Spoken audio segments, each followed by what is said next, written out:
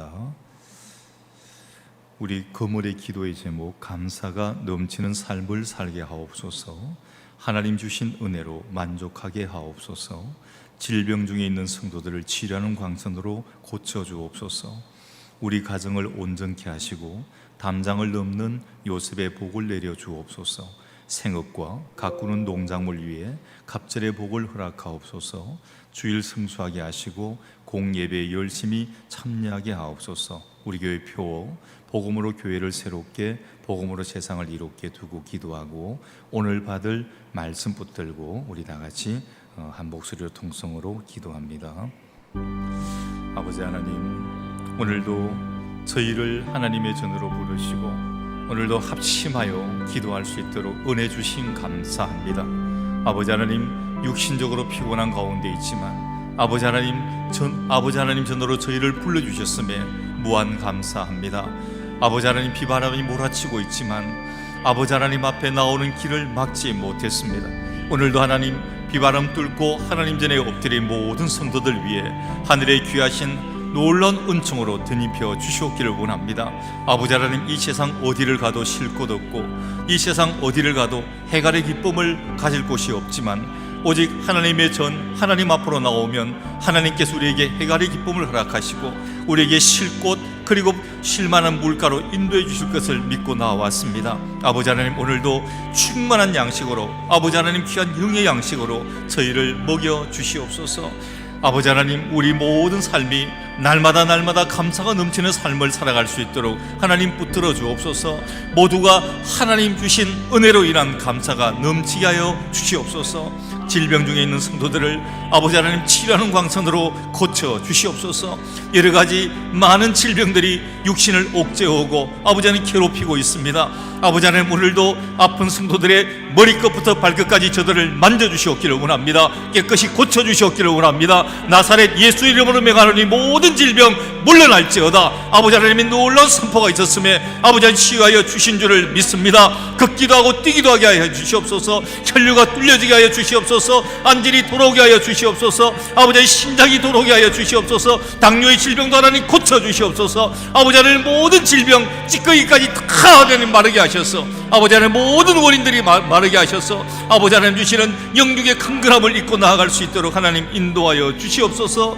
우리 가정을 온전케 하시고 담장을 넘는 요셉의 복을 허락하여 주시옵소서. 아버지 하나님, 우리 가정을 통해서 전도하는 도구가 되게 하시고 믿지 않는 많은 가정들이 우리 가정을 통해서 예수를 향한, 하나님을 향한, 교회를 향한 귀한 갈증들이 일어날 수 있도록 하나님 역사하여 주옵소서. 우리의 생업과 가꾸는 농작물의 갑절의 은혜를 하나님 더하여 주시옵소서. 아버지 하나님, 풍성한 하늘의 은혜, 믿는 자의 받는 복이 무엇인지 하나님 보여 주시옵소서. 철저히 11조 할 때 하나님께서 하늘의 곳간을 열어 채우라 보아라 하나님께서 말씀하셨음에 하나님 가득 채워 주옵소서. 주일 성수하게 하시고 공예에 열심히 참여하게 하여 주시옵소서. 한 사람도 낙오되는 자 없도록 하나님 붙드셔서 온전히 하나님과 약속된 귀한 시간에 하나님 앞에 예배드리게 하나님 붙드시고 복음으로 교회를 새롭게 세상을 이렇게 귀한 표 주셨음에 말씀대로 이루어 주시고 오늘 이 밤에 하나님 말씀을 받고자 하오매 하나님 심령문 활짝 열어 주옵소서. 하나님의 귀한 말씀을 받고자 합니다. 심령문 열어 주옵소서. 돌 같은 마음이면 부수어 주시고 닫혀진 강철 같은 문이면 열어 주옵소서. 우리의 귀가 열리고 눈이 열리고 입술이 열리게 하나님 역사하여 주옵소서. 예수님 이름으로 기도드리옵나이다. 아멘. 오늘 이 밤에 하나님께서 우리들에게 주시는 말씀은 구약 성경 창세기 17장 1절로 14절까지 말씀입니다.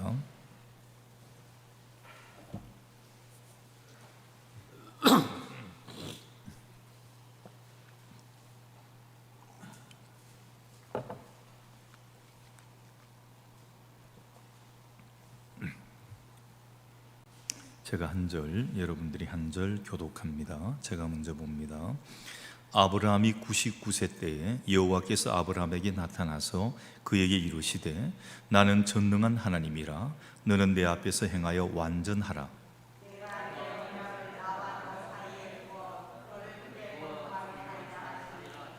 아브라함이 엎드렸더니 하나님이 또 그에게 말씀하여 이르시되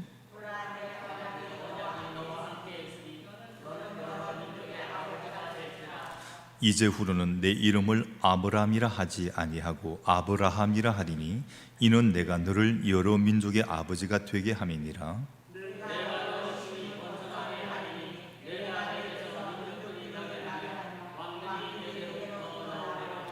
내가 내 언약을 나와 너 및 내 대대 후손 사이에 세워서 영원한 언약을 삼고 너와 내 후손의 하나님이 되리라.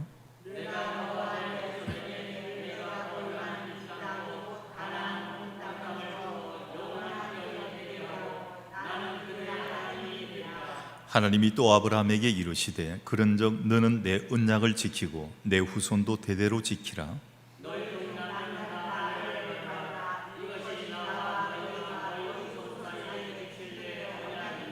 너희는 포피를 배우라. 이것이 나와 너희 사이의 언약의 표징이니라.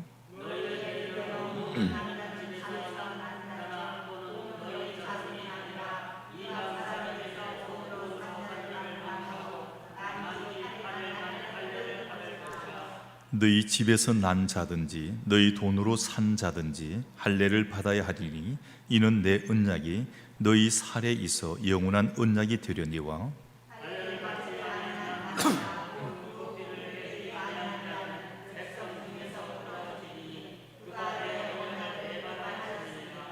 아멘. 우리 기독교가 많이 비판을 받고 있죠. 왜 비판을 받나 하면 지금 오늘 이 시간 예배 드리는 모습하고 예배 마치고 세상으로 나가서 살아가는 삶의 모습이 괴리감, 차이가 있기 때문이에요. 주일날은 하나님 아버지하고 예배를 드립니다. 정말 간절하게 예배드리고 기도하고 찬송하고 말씀을 받았어요. 그런데 월요일부터 나가서 세상과 더불어 사는 삶에는 그 삶이 그대로 적용되지 못하고 예배 따로 삶 따로 살아가는 이런 삶이라는 사실입니다. 그러니까 세상 사람들이 우리를 보고 예수쟁이도 별 수 없네, 아니 예수 믿는다면서 저렇게 살아? 말을 저렇게 해? 행동을 저렇게 하냐? 이렇게 이야기가 나온다는 것입니다. 그래서 신앙 고백과 삶의 괴리 현상이라 볼 수 있습니다. 말씀을 받을 때는 아멘, 할렐루야 하는데 가서 삶을 살 때는 그대로 이어지지를 못하겠다는 것입니다. 자, 사업을 합니다. 하나님, 이 사업장에 복 주시면 제가 하나님 앞에 야곱처럼 소원을 하는 거예요. 하나님 나를 돌아오게만 해주신다면 이 전이 하나님 전이 될 것이고 평생 하나님 섬길 것이고 하나님 앞에 11조 바치겠습니다. 야곱이 소원했잖아요. 근데 잊어버렸거든요. 하나님이 참 교육을 시켜주셨잖아요. 세겜성에서 혼쭐이 나가지고 창세기 35장에 보면 그때부터 정신을 차려낸 거예요. 자기 가족들에게 뭐라 그럽니까? 야, 베델로 올라가자. 베델이 어디입니까? 거기가 자기가 돌베개 잠을 자고 사닥다리 환상을 보고 하나님 앞에 서원하고 고백했던 그 루스, 거기 변하여 베델이 되었는데 그 베델의 약속을 잊어버리고 있었던 거예요. 서원을. 그리고 정신을 차리는 거예요. 한 대 탁 맞고는 정신을 차리는 거예요. 베델로 올라가자. 그때부터 이제 야곱의 삶이 완전히 전환점을 가지고 오는 것을 보게 됩니다. 우리도 마찬가지입니다. 하나님 정말 살려주시면, 건강 주시면, 합격시켜 주시면, 취직시켜 주시면, 사업 잘 되게 해주시면 하나님 앞에 이렇게 하겠습니다 하고는 잘 되면 아까워 벌벌벌 떠는 거예요. 더 주실 텐데 하나님이, 그럼 더 많이 할 수 있도록 해주실 텐데 벌벌벌 떠는 것입니다. 신앙을 고백을 하는데 그 고백을 뒷받칠 만한 삶의 내용이 우리 그리스도인들의 삶 속에 없고 아니면 빈곤하다는 사실입니다. 이것은 어떤 특수한 사람들만의 문제가 아니라 사실 오늘 살아가는 모든 사람들의 문제라고 말할 수가 있습니다. 그래서 우리 기독교를 그냥 교리적으로 이해하는 것과 기독교의 내용을 삶으로 수용하는 데는 큰 차이가 있습니다. 그래서 여러분 말씀을 묵상하는 게 참 필요합니다. 많이 읽는 것도 중요해요. 많이 읽어서 지식을 습득하는 것도 중요한데 이게 문제가 아니라 어떤 예수 안 믿는 분들이 이런 말 하는, 나 성경 몇 번 읽었다 그래요. 뭐 책 읽기 좋아하는 사람들은 이 성경책도 많은 베스트셀러 중에 하나라고 생각을 하니까 성경을 읽은 거예요. 근데 여러분 성경을 그런 사람 100번을 읽어도 아무런 감동 없습니다. 그냥 내용만 아는 거예요. 내용을. 그 안에서 우리에게 정말 영적으로 쓰여진 이 말씀은 우리가 가슴으로 읽어야 되는데 그냥 눈으로만 슉 보고 간 거예요. 내용만 아는 것입니다. 아무것도 몰라요. 그 안에 전달되어주는 영적인 감동을 전혀 모릅니다. 그래서 말씀을 한 절 한 절을 가슴으로 깊이 우리가 묵상을 하는 것입니다. 그러면 가슴 속에 점이 오는 게 있는 것이죠. 그것을 우리 삶 가운데 적용시키며 나간다는 사실입니다. 하나님은 사랑이십니다 라고 고백을 하기는 쉽지만 이 사랑의 하나님이 엄청난 그 나를 사랑하신다는 사실을 깨닫고 감격하여 내가 하나님을 사랑하는 삶 속에 들어가기까지는 참 많은 시간이 필요하다는 것입니다. 고백은 하는데 그 하나님이 사랑이라는 사실을 내가 깨닫고 그 사랑 가운데 쑥 들어가기는 못 들어가는 분도 많고요. 들어가는 데는 참 많은 시간들, 많은 것들이 필요하다는 사실입니다. 그래서 우리가 진정한 그리스도인이라면 반드시 우리의 삶 속에 사랑의 하나님을 온몸으로 체험하는 그 순간을 분명히 가질 수가 있어야 하는 것입니다. 하나님을 배울 수 있는 가장 분명하고 확실한 방법은 우리 삶을 통해서 하나님을 배우는 것입니다. 누가 말을 했어요? 삶의 현장이 가장 훌륭한 신학교라고 이야기를 합니다. 신학교 가서 막 배우는 것보다도 삶의 현장에서 하나님을 배우고 삶의 현장이 가장 위대한 신학교라고 이야기를 합니다. 우리가 성경 공부를 통해서도 하나님을 배울 수 있습니다. 어떤 사람은요, 제가 일반 대학원이죠. 목사는 다 되었고 조금 공부를 더 하고 싶어서 대구 계명대학교 대학원을 다녔어요. 꽤 오래 다녔어요. 돈이 없어서 한 6년을 가까이 다녔는데 거기 보면 일반인들이 와요.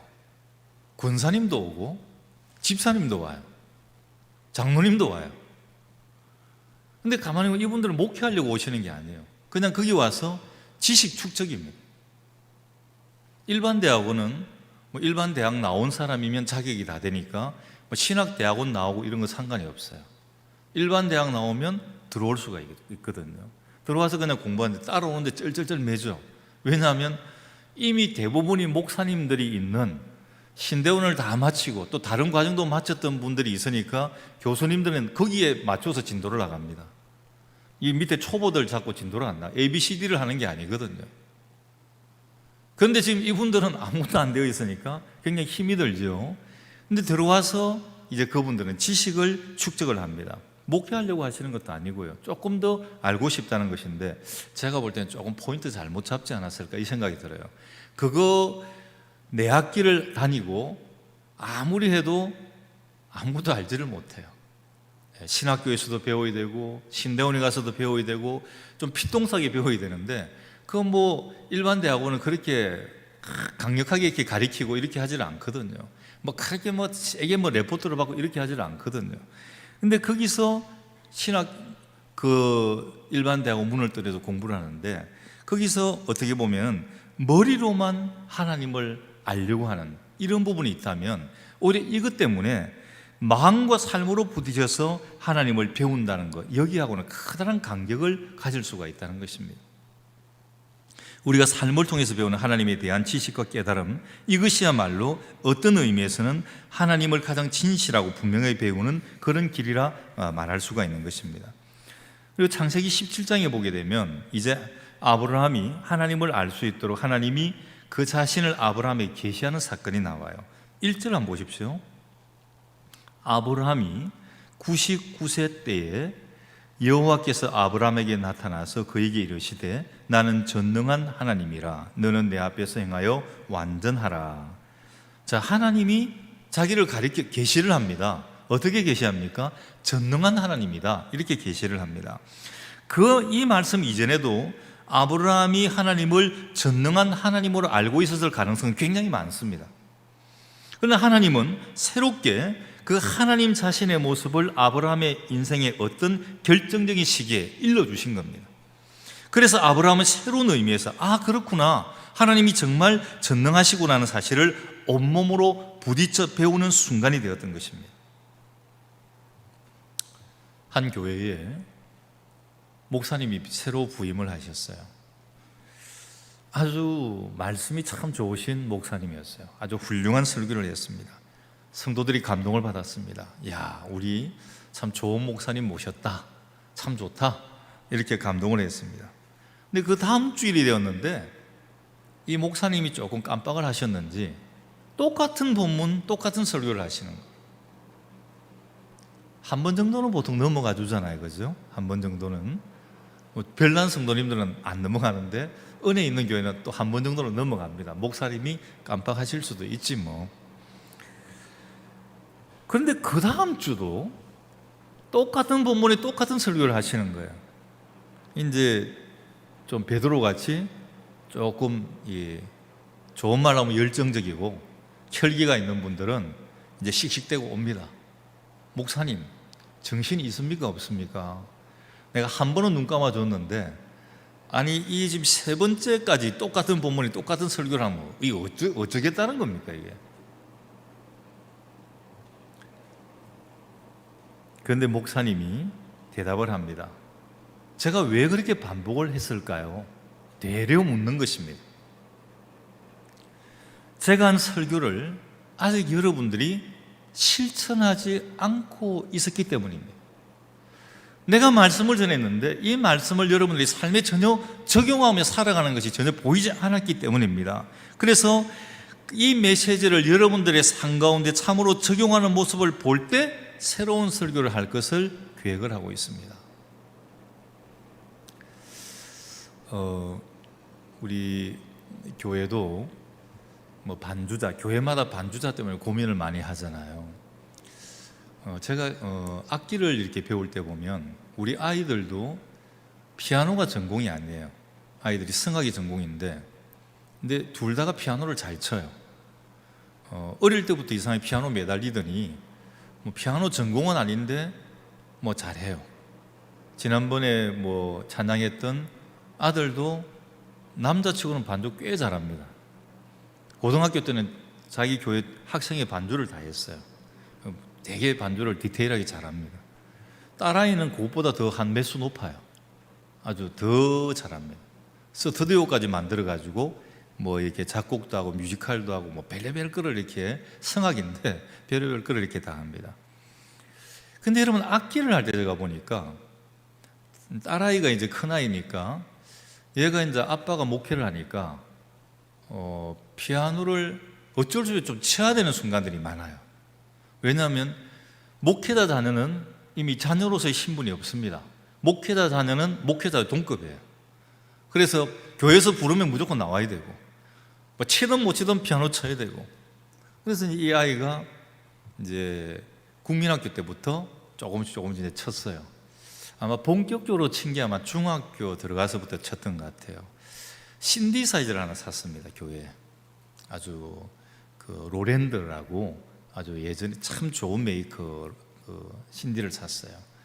근데 신디를 뭐 피아노 친다고 다 다루나요?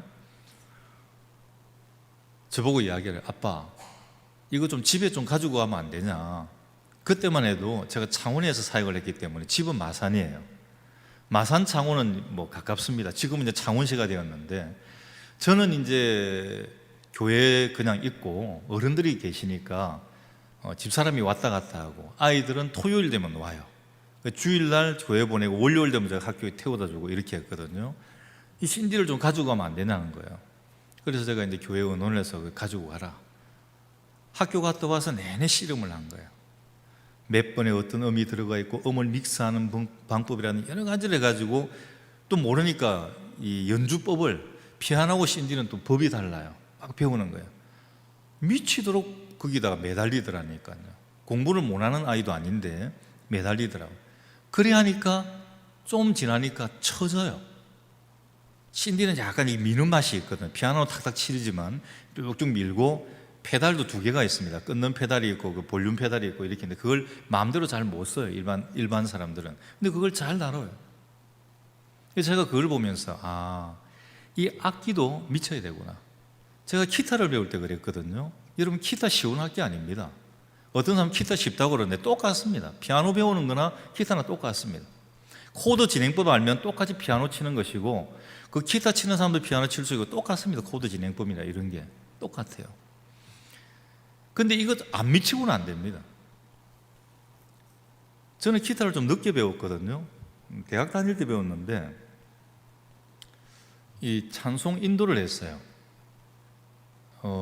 저는 이제 찬양을 하고, 그때는 뭐 이렇게 뭐 앰프도 좋은 것도 없고요, 마이크도 시원찮고, 그리고 뭐 악기도 뭐 드럼 같은 거는 그때는 교회 꿈도 못 꿉니다. 큰일 납니다. 그 드럼 그런 거 치다가는 교회 쫓겨나죠.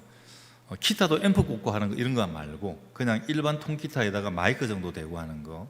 이제 양쪽에 이제 두 사람이 이제 기타를 치고 피아노 치고 앞에 찬송을 인도를 합니다.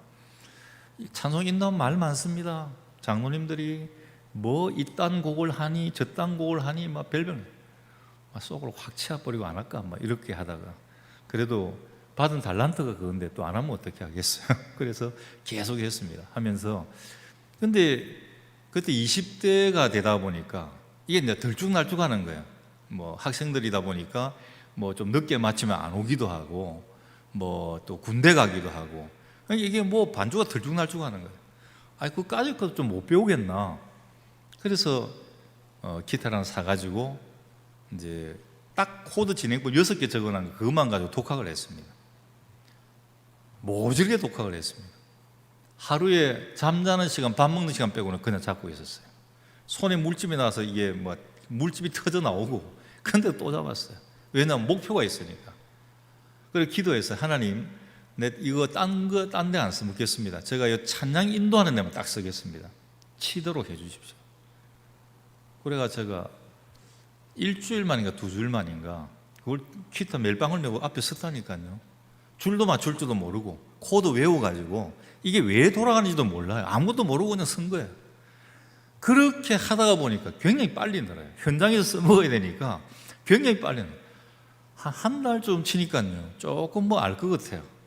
한 두 달 치니까 뭐 코드 뭐 변주하는 거는 눈 감고도 해요. 그냥 뭐 A 코드, G 코드 바꾸고 뭐 하는 거는 뭐 눈 감고도 돌아갑니다. 그래서 이게 어느 정도 미치지 않고서는 못 배운다는 겁니다. 여러분, 우리 삶도 마찬가지입니다. 배웠잖아요. 말씀을 들었잖아요. 적용시키지 않으면 아무 소용이 없어요. 제가 기타를 가르쳐 봤거든요. 교육 전도사 시절에. 그것도 아르바이트라고 좀 가르치는 돈이 좀 돼요. 그래서 이렇게 가르쳐 보니까 가르치는 거 아무 소용 없어요. 안 해갖고 와요. 배워줬거든요. 그럼 이론도 배워주고 기능도 배워줬어요. 그러면 해가지고 와야 되잖아요. 다음 한 주 뒤에 또 오면 그대로예요. 그대로. 진도를 못 나가는 거예요. 아마 이 목사님이 3번 설교했다는 게 저는 충분히 이해가 됩니다. 진도 나갈 수가 없어요. 피아노 학원에도 맹점이 많은 게 뭐 바이엘 몇 번 쳤다, 체르니 몇 번 쳤다, 아무 소용 없습니다. 체르니 40번을 100번을 쳐도 반주 안 됩니다. 뭐 책만 넘기면 뭐합니까? 안에 내용을 전혀 모르는데. 그래서 저도 진도를 잘 안 나가요. 그래서 이론을 좀 많이 공부를 시키고 해가지고 좀 뭐 강력하게 합니다. 안 할 때는 막 요런 해초리 가지고 손을 탁탁 때리기도 하고 이렇게 해가지고 하는데, 여러분 배우는 거 소용이 없어요. 아무리 들어도 삶에 적용 안 하면, 아무리 뭐 피아노를 배우고 뭐 기타를 배워도 내가 가서 연습해 오지 않으면 진도 나갈 수 없습니다. 적용 안 되면 안 되는 것이죠. 우리가 많은 말씀 설교를 듣고 성경 지식을 머릿속에 축적해 가고 있습니다. 그런데 여전히 우리의 삶은 제자리 걸음을 하고 있는 거예요. 신앙은 자라지 않습니다. 입은 붙어 있어요. 기도하라 그래도 기도 터져 나오지 않고, 기쁜 찬송 없고, 찬송을 하면서 그래도 눈물 한두 바가지는 쏟아야 되는데 내가 언제 눈물을 흘려봤는지 쏟아본 적이 없습니다. 기억이 없습니다. 저 왜 눈물을 왜 흘리지? 우리의 신앙 고백과 커다란 간격을 우리 생활을 두고 있다는 것입니다. 이것이 바로 아브라함의 고민이었습니다. 이것이 모든 시대를 살아가는 그리스도인의 고민입니다. 바로 이것으로 고민할 때 아브라함의 삶 속에 어느 날 하나님이 등장을 하십니다. 그리고 그 하나님 자신이 어떤 존재인가를 가르쳐 주시는 것입니다. 그 첫 번째 계시가 내가 전능한 하나님이다 가르쳐 주시는 겁니다. 그런데 이 말씀을 계시하는 그 때를 주목해서 볼 필요가 있습니다.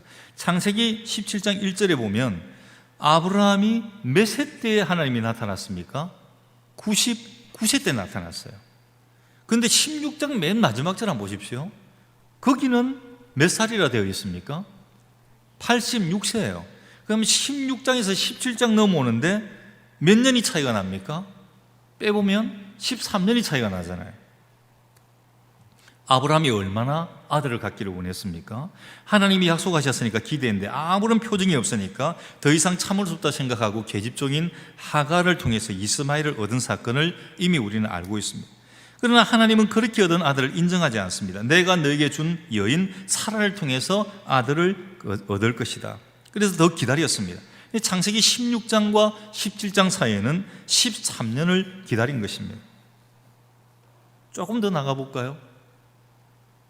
갈대아 땅 우르를 떠날 때 아브라함이 몇 살이었죠? 75세입니다. 그러면 지금 99세까지 그 한 빼보면 몇 년이 되죠? 24년이에요. 24년.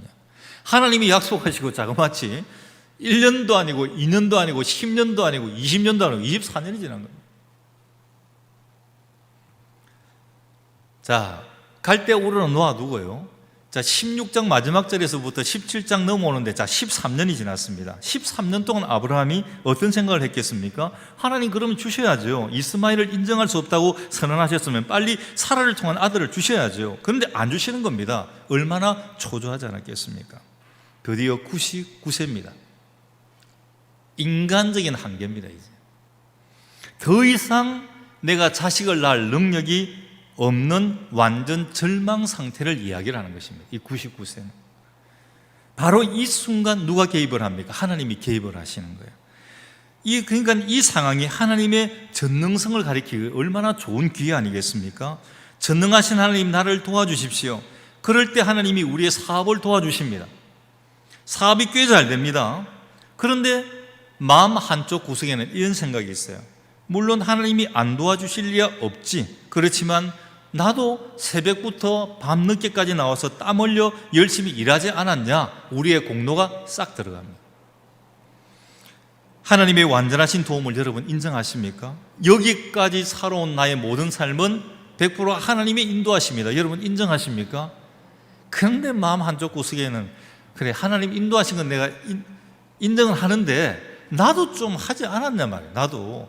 나도 이 인생길 걸어오는데 열심히 살고, 나도 내 나름대로 법 없이 살고, 하나님 앞에 열심히 충성하고 봉사하고, 나도 좀 하지 않았냐? 공로를 슬그머니 잡아놨습니다. 오늘 여러분의 삶의 장에, 또 사업의 장에, 또 문제와 씨름하는 인생의 격전의 장에 하나님이 그 전능하신 능력으로 도와주셨다고 여러분 100% 인정하십니까? 인정은 하는데 아마 100%까지는 아닐 거예요. 조금, 나 몇 프로라도 나도 좀 하지 않았습니까? 하나님, 나도 요만큼 좀 하지 않았습니까? 말은 하나님께 감사하다고 하지만 실은 땀 흘리고 수고한 것은 나인데 하는 이런 생각을 버리지를 못합니다. 이런 상황에서는 하나님의 전능성을 말하기가 참 곤란합니다.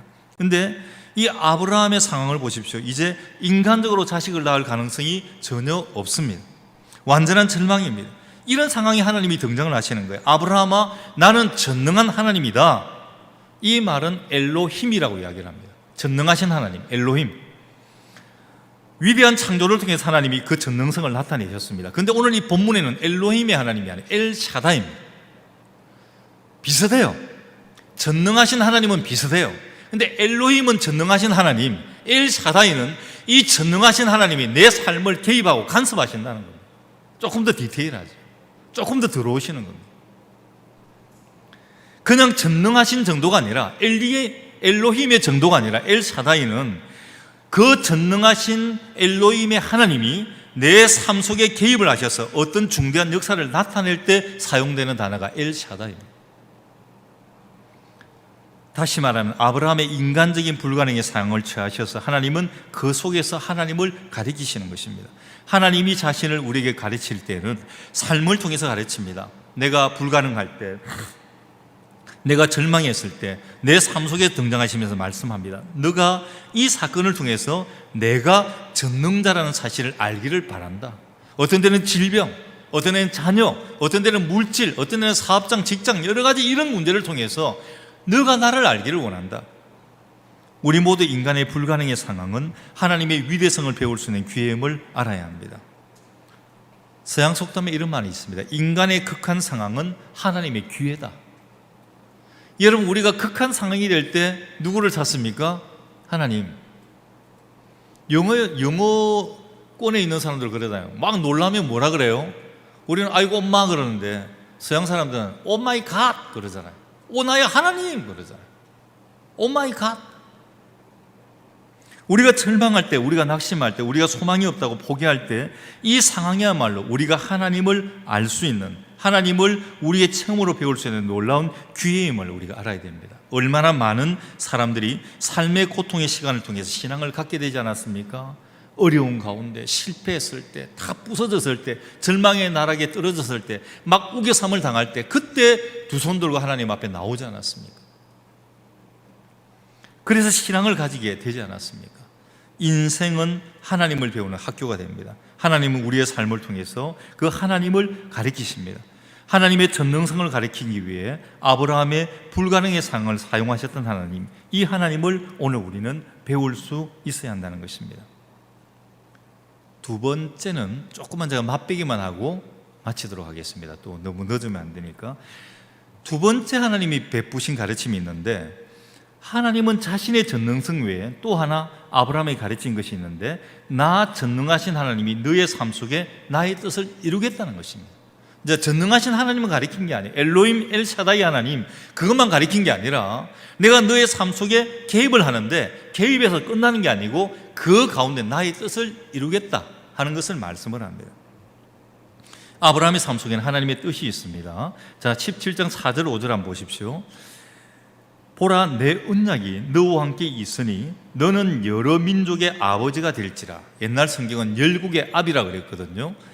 그리고 5절에 이제부로는 내 이름을 아브라함이라 하지 말고 아브라함이라 하리니 이는 내가 너를 여러 민족의 아버지가 되게 함이니라. 하나님의 목적이 있었습니다. 그 전능하신 하나님이 엘로힘 엘샤다이 하나님이 그 삶을 개입을 해가지고 그것을 깨닫게 만드시고는 목적은 아브라함으로 하여금 모든 여러 민족의 아버지, 그러니까 뭐 이렇게 자기 가정의 아버지가 아니고 모든 민족의 아버지가 되는, 열국의 아비가 되는 그런 일들을 만들게 하기 위해서, 그리고 복을 주시는데 그냥 복만 받고 사는 게 아니고 너는 복이 될지라 그랬어요. 복이 될지라. 아예 아브라함이 복입니다. 아브라함이. 그렇게 만들기 위해서 아브라함을 지금 사용하시려고 그런다는 사실입니다. 모든 민족의 아버지, 열국의 아버지가 되라. 너는 너 혼자만의 삶을 살아서는 안 된다. 너는 변할 것이다. 전능한 나와 동행을 해서 너의 삶은 마침내 주변의 많은 사람들에게 영향을 끼치는 그런 삶을 살아가게 될 것이다. 이렇게 하나님께서 그를 변화시키는 목적이 바로 여기에 있었습니다. 다음 시간에 이 말씀을 가지고 또 하도록 그렇게 하겠습니다. 기도합니다. 하나님의 귀한 말씀을 받습니다. 아브라함 12번째 시간입니다. 아버지 하나님, 믿음의 조상 아브라함인데 우리가 하나하나 아브라함을 깨달아갈 때마다 정말 엘로힘의 하나님, 엘샤다이 하나님을 깨닫게 됩니다. 하나님께서 그 상 가운데 개입하셨고, 그래서 전능하신 하나님이 그를 깨닫게 하셔서 아브라함을 통해 하나님의 놀라우신 원대한 계획을 이루어 나가시는 것을 보게 됩니다. 아버지 하나님, 저희도 깨닫게 하여 주옵소서. 입술로만 하나님을 믿습니다가 아니라 이것을 우리의 모든 살아가는 삶 가운데 나타내고 증거하며 실천하는 삶을 살아갈 수 있도록 저희를 붙들어 주옵소서. 예수님 이름으로 기도드리옵나이다. 아멘.